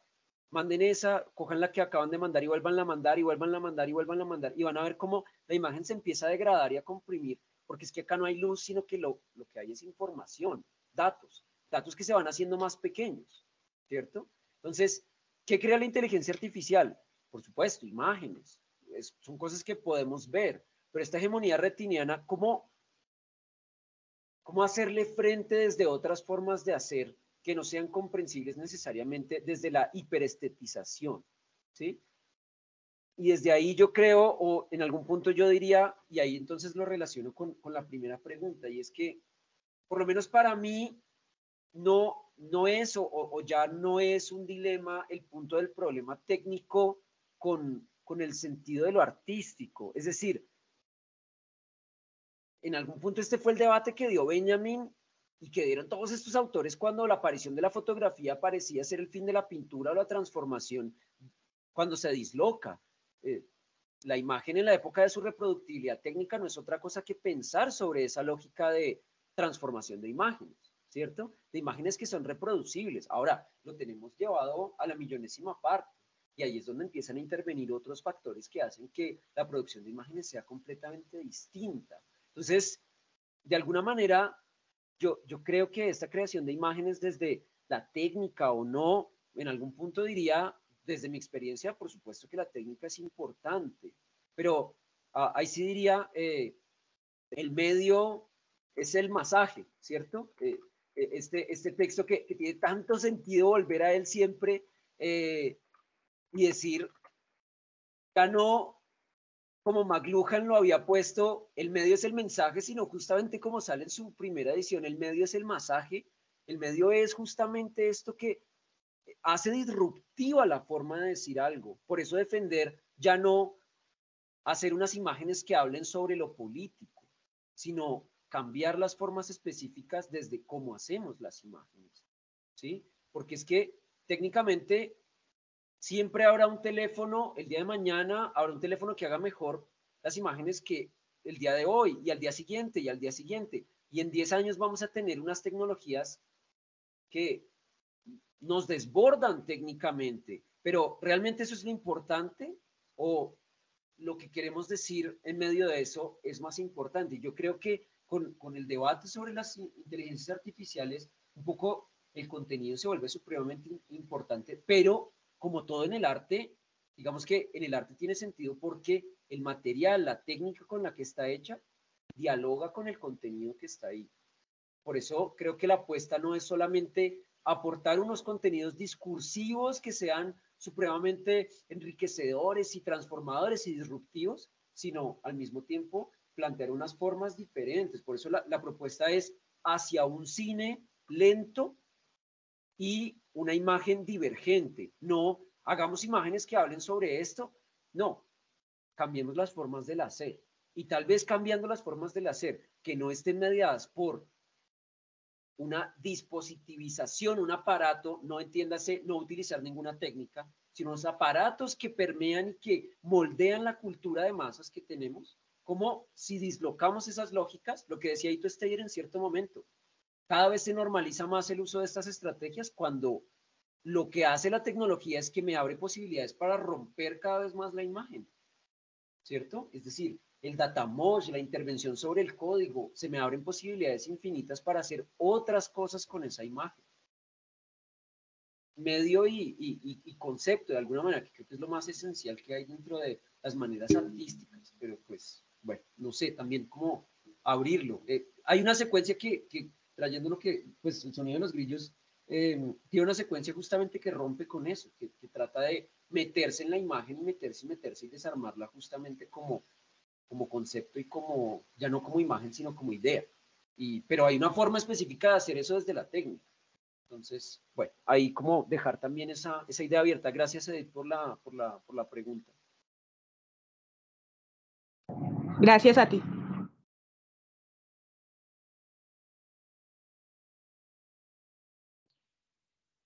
No, quisiera tomarme como un segundito de nuevo, lo siento, como para aclarar justamente pues un comentario que me hacían antes, ¿no? Y me parece curioso que en el contexto de las ciencias sociales y en el contexto de lo artístico resulta casi inconcebible la idea de lo irrepresentable y de lo incomprensible. Y eso creo que habla es de un ímpetu justamente, pues de un ímpetu occidental y racional de quien cree que puede comprenderlo todo, ¿no? Desde las ciencias sociales y de quien cree que puede representarlo todo desde el arte, ¿no? Una voluntad bastante violenta, me parece a mí. Y que nos pone, a mí por eso lo traía a colación, nos pone a nosotros como científicos sociales en un lugar de humildad frente al conocimiento, y es afirmar que en efecto hay fenómenos que son incomprensibles y reconocer que nuestro quehacer tiene límites sobre el conocimiento. Y por eso creo que también termina siendo muy reconocer ese elemento, ¿no? Pensar que la identidad es un concepto profundamente racional y profundamente representable. Por eso las redes sociales fácilmente pueden crear identidades, pero como lo decía Julián, pues son identidades simuladas. Incluso la misma identidad que uno puede construir en la privacidad con su psicoanalista, incluso esas imágenes son simulaciones de uno mismo. A eso me refiero. Ya la racionalización sobre la identidad es una simulación sobre la realidad. Entonces, no, que señalaba eso también porque creo que se vuelve un poco estéril la discusión si nos ponemos a ver qué es simulación y qué es realidad. Y creo que realmente la potencia de la pregunta está en cuál es el uso que se le da a esa simulación, sea cual sea, y provenga de cualquier imagen que provenga. Pensando también en esta última discusión sobre la tecnología, es decir, el problema tampoco es satanizar la tecnología, ¿no? No es decir que entonces porque la tecnología ha llegado al arte, ha destruido el arte y se acabó el arte, no. El problema es que la tecnología se ha combinado con un movimiento industrial económico y ambos han construido una hegemonía sobre la imagen. Entonces el problema de la tecnología es cuál es el uso que se le está dando a la tecnología, cuál es el uso que se le está dando a la simulación. Es muy distinto poner la tecnología al servicio de una voluntad artística, como lo dice Julián, con su exploración sobre la imagen. Es muy distinto poner la tecnología al servicio de una voluntad artística a las tendencias del consumo. Y ahí es donde nosotros nos debemos parar como espectadores también. Y es que el problema es que si nosotros no consumimos más que la serie policíaca que nos tiene todo el tiempo en tensión o la escena romántica que nos tiene todo el tiempo, pues tampoco la industria se va a preocupar por producir nuevas imágenes y por explorar el sonido y la imagen, ¿no? Entonces, creo que es también un lugar, una responsabilidad de doble vida, en donde pues la industria y lo hegemónico tiene toda la responsabilidad, pero nosotros como espectadores estamos muy cómodamente en ese lugar. Y tampoco es un problema de satanizar la tecnología, sino de saber poner la voluntad del artista y no a voluntad de nuestras tendencias de consumo. Gracias.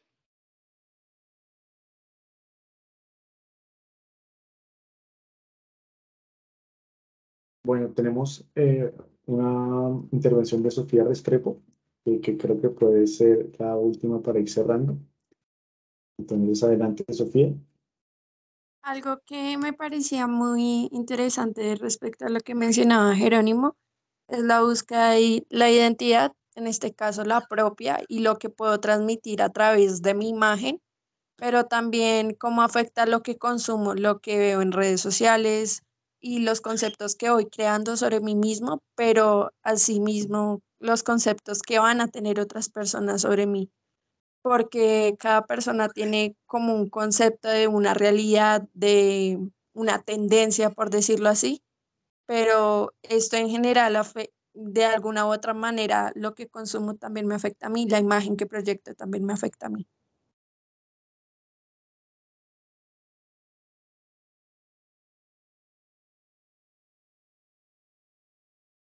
Vale, y está también Andrea, creo que podemos dar la Dale, oportunidad y ya está, sí. sí, dale, Andrea, y ahorita de pronto recojo algo que me parece interesante de lo que... Vale, listo. Muchísimas gracias como tal del espacio. Eh, Me presento, yo soy filósofa de la Universidad Industrial de Santander. En este momento pues estoy en convenio con la parte de la universidad haciendo la maestría en investigación y me parece muy interesante lo que acá se está aportando porque siento que hay como una ligereza a partir desde el punto de vista como de esa sociedad del cansancio que habla Byung-Chul Han y que de cierta forma el arte, ¿sí? Como esa representación también de la realidad nos, nos indica desde el punto de vista que hay que volver a retomar, ¿sí? Ese sentido, ese ser que menciona Heidegger, ¿sí? En el sentido de la obra de arte, porque realmente digamos, uno con estas plataformas, inclusive pues yo ni siquiera sabía que existía esta plataforma, solamente que mis estudiantes fueron los que realmente me consideraron y me dieron como esta nueva luz, porque pues ellos son los que están más inmersos en esta parte como tal de estos medios de comunicación. Y me parece muy importante lo que menciona Julián David, desde el punto de vista de Machos Marlujan, sobre el medio es el masaje, que pues con toda esta técnica y al final del libro nos menciona que realmente vamos a retomar esa aldea, ¿no? Desde el punto de vista, lo retomo con tu propuesta de determinar que ya el cine hay que determinar como esa parte de imperfección que antes lo veíamos, por ejemplo, con los ejemplos que tú estabas considerando, que la luz que se proyectaba dentro del esquema como tal del director era algo propósito y que tenía que hacerlo en esa toma de momento porque pues no va a haber otra, ¿sí? No había como tal esa manipulación. Y siento que realmente nosotros, desde el punto de vista de lo más importante, y me uno como a las palabras de Jerónimo, es reflexionar. No podemos llegar a satanizar ni lo uno ni lo otro, sino que estamos en esa ligereza, en esa sociedad del cansancio, que realmente se establece que hay una crisis al punto de que estamos llamados no solamente la filosofía, las ciencias sociales y el arte, sino evocándonos todos como desde el punto de vista como humanidad. Listo, muchísimas gracias. Andrea, gracias, pues digamos como por tu comentario. Yo quiero decir una cosa frente a eso y es que para mí, digamos que una de las cosas más iluminadoras que yo he leído es esta mujer y tu Steyer me parece que es fascinante y tiene un texto que habla un poco sobre lo que estás planteando de alguna manera y frente a este sentido de la autoría y frente a el volver a la práctica artística y también lo que decía Jerónimo ahorita de esta práctica que tiene que ver con lo económico que transforma también las formas de hacer imágenes. El capítulo se llama ¿Es el museo una fábrica? Y en este texto ella aborda y luego lo extenderá en su siguiente libro que se llama Arte Duty Free, que me parece increíble, su trabajo es maravilloso y de alguna manera me recordaste con lo que estaba señalando una imagen que es la imagen de la casa quemándose en Tarkovsky, ¿cierto? En Sacrificio, que es esa imagen que nunca se puede hacer y luego es como la anécdota de la imagen que nunca se pudo hacer porque está esa sacralización sobre ese tipo de imágenes, incluso en algo que uno llamaría ese cine lento, ese otro cine, Tarkovsky, mejor dicho, que desde otros lugares ha planteado la narrativa y ha dicho, pero que es un preciosista de alguna manera del cine y que encuentra unas imágenes muy bien hechas y muy bien compuestas y con un único chance para hacerlo, ¿cierto? Ese sentido de realidad que lo desborda. La quema de la casa en Tarkovsky es la realidad desbordando a Tarkovsky ante un fenómeno que no puede controlar. Un fenómeno que curiosamente para retomar la metáfora con la que empezamos es un fenómeno lumínico, ¿cierto? El fuego. no es otra cosa que eso, el fuego desbordando a la representación de lo que es irrepresentable. A mí esa anécdota me parece maravillosa, no por el mito de Tarkovsky, sino por cómo la imagen desborda, ¿cierto? Y en ese sentido, por supuesto, yo creo que no es satanizar la imagen tecnológica o la tecnología en medio de esas imágenes, sino entenderla y repensar esas formas para crear otro tipo de imágenes y que la imagen se convierta en un propio sentido desde una pedagogía de esas otras imágenes que puedan ser.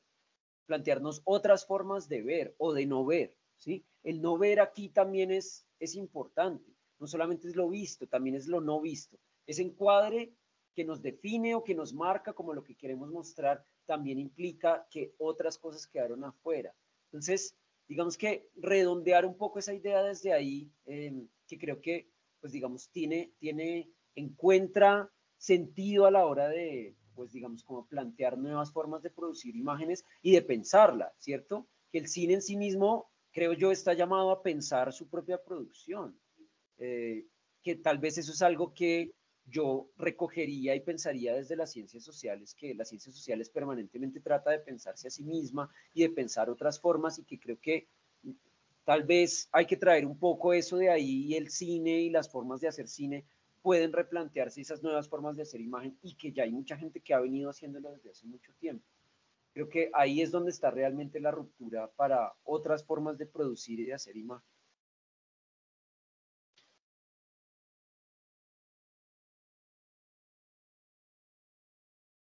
Bueno, muchas gracias, Julián. También muchas gracias a todos los asistentes y las asistentes. Fue realmente muy buena esta sesión. Agradecemos su amplia acogida. Y pues nada, creo que solo nos resta invitarlos a la próxima sesión, que será el próximo martes. Si están viendo ya el afiche, vamos a trabajar, pues nos van a presentar una conferencia que se titula El efecto mariposa o la pregunta por el arrepentimiento, de Andrés Casallas. Entonces, pues nuevamente están súper invitadas, y muchas gracias de verdad. Creo que esto fue muy valioso. Creo que hay una pregunta en el chat. No, ya, pues eso es todo. Bueno, muchas gracias entonces. Hasta la próxima. Muchas gracias, Julián. A ustedes muchas gracias, al evento, a todos los que han estado aquí, que han participado, de verdad, muchas gracias. Un espacio muy enriquecedor. Muchas gracias a todos. Gracias. Hasta la próxima. Muchas gracias. Muchas gracias. Muchas gracias.